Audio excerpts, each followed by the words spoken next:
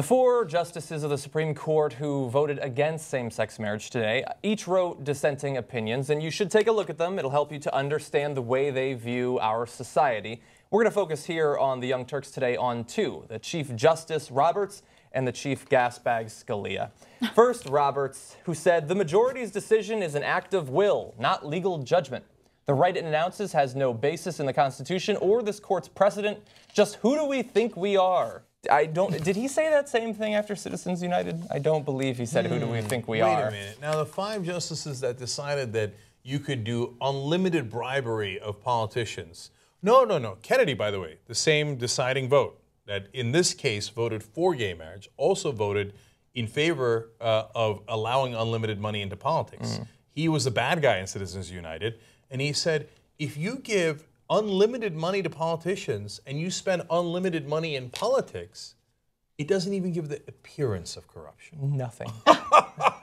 Yet I don't remember Roberts complaining about runaway judiciary, that what are we doing here? Who are we? What about the American people? The American people, over 90% of them, thinks that money corrupts politics. Yeah. You 5 don't agree. You live on planet corruption is awesome, right? The rest of us, more people believe that money corrupts politics than almost any other issue. It's a much bigger agreement than on gay marriage or anything else, right? Yeah. And those 5 guys said, no, I don't know. I like it. Well, yeah, freedom is, we'll call it speech. Money equals speech.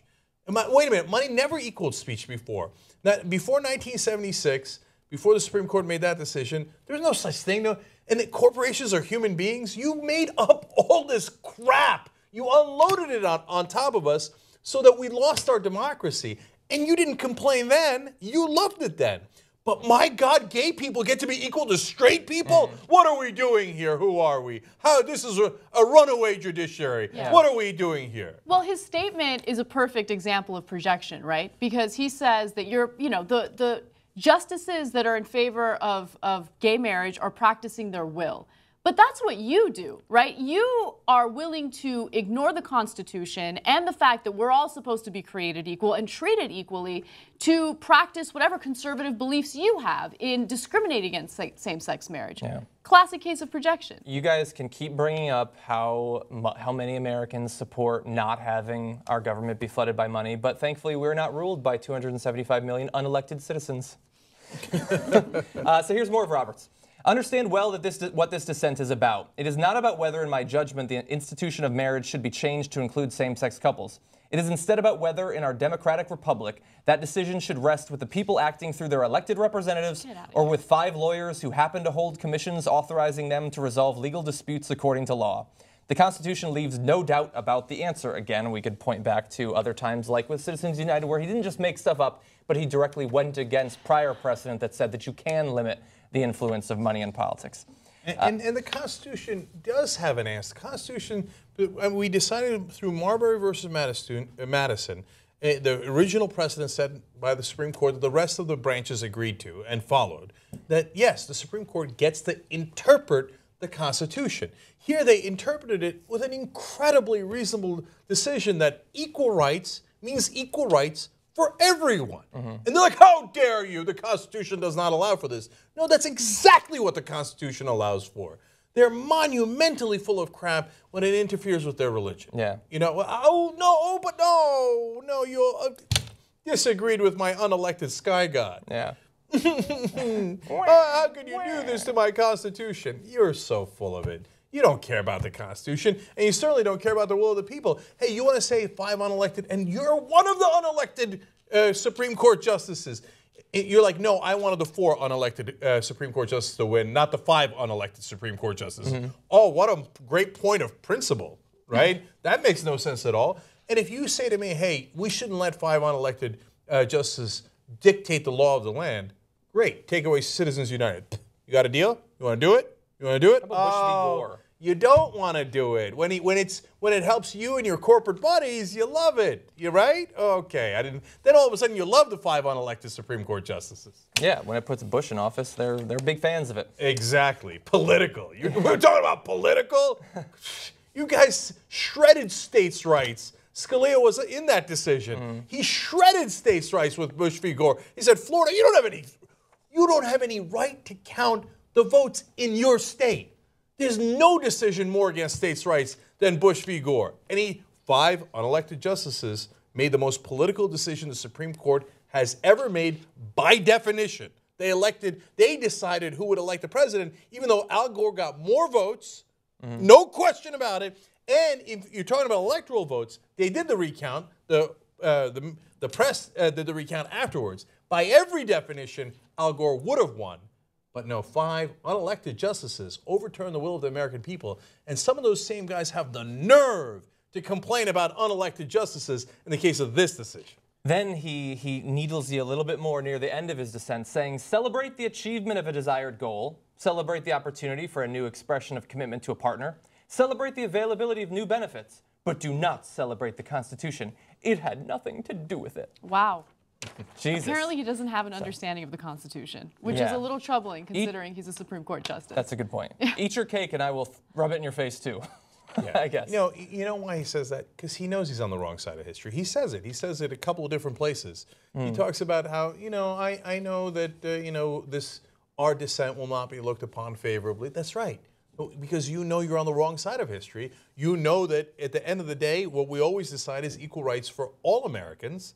And you know that every Supreme Court justice that had voted against equal rights for different sets of Americans turned out to be the bad guy of history. And that's what you are, and you know it, but you're like, yeah, but it really offends my sky god. It really does. So Constitution and history be damned, justice be damned, equal rights be damned. I gotta say no. Yeah. Okay, well then you know who you are. That's, I tweeted out, The Onion had one of their best headlines ever. It's just the pictures of the 4 justices who voted against it, and it was, conservative justices simultaneously realize they'll be villains in an Oscar-winning movie someday. They're going to be at the end voting against it, and they're going to be overturned. It's going to be wonderful. Now let's turn to Antonin Scalia, who is a bit more feisty than Roberts. He says, but what really astounds is the hubris reflected in today's judicial pooch. Pooch?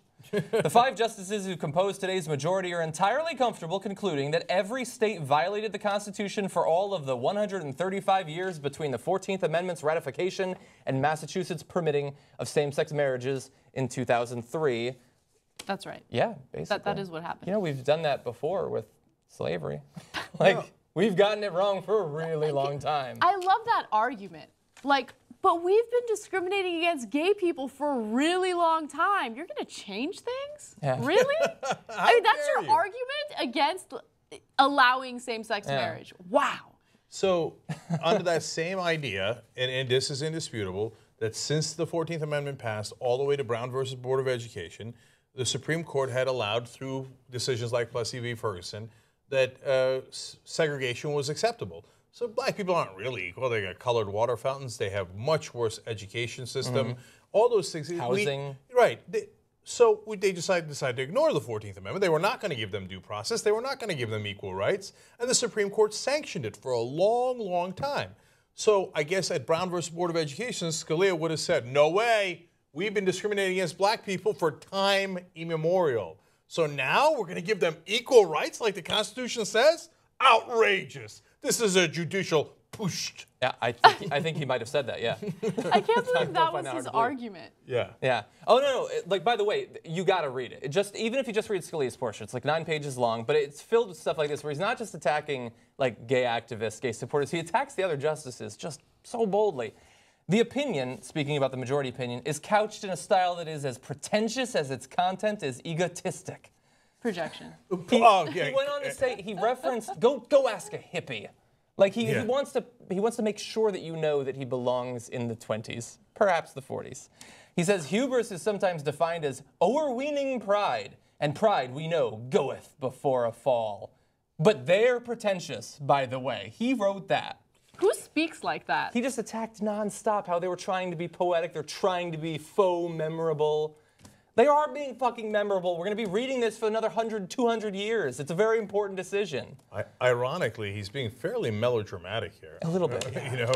Scalia said, the beginning of the majority opinion talks about how the Constitution protects a person's core identity. He said, if I wrote anything like that, he said, quote, I would hide my head in a bag.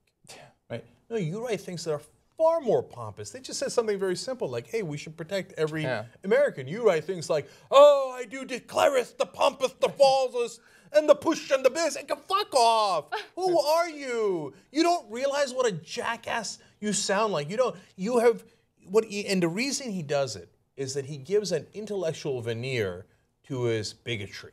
So it makes him feel better. Absolutely. So he uses the fancy words and the fancy turn of phrase, which actually is not logical. We're not, you think you're impressing us like we can't understand those words? We also went to good schools. We know what those words mean. I played Dungeons & Dragons. I know what goeth means. So we read the same books.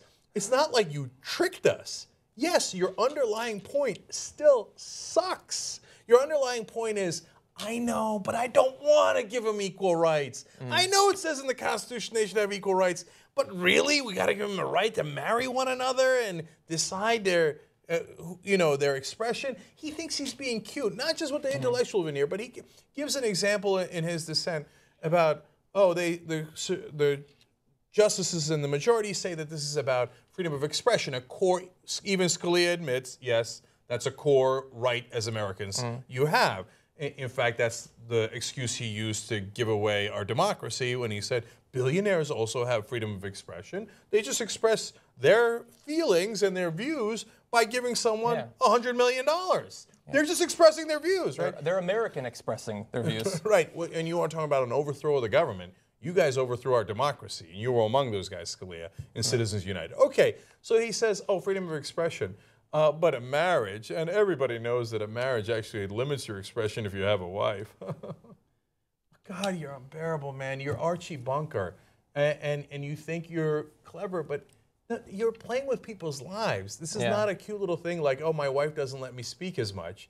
No, they're not allowed to visit each other in the hospital as they lay dying, as their partner, their lifelong partner, people they've been with 20 years, sometimes 50 years. They're not allowed to have the same visitation rights.